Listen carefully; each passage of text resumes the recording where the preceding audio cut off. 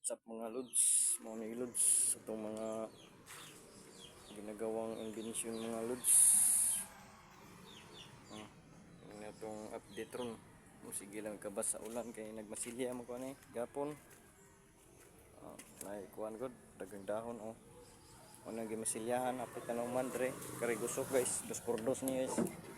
Para medyo matibay siya kanya sa kilid oh. Marami na sig kabasa ng tubig.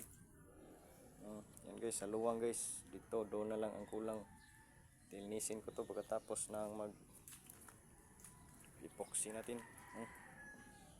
Muna si guys sa dulong guys. Guys. Yan siya oh. Napinturahan na at meron na dito. Thank you for watching guys.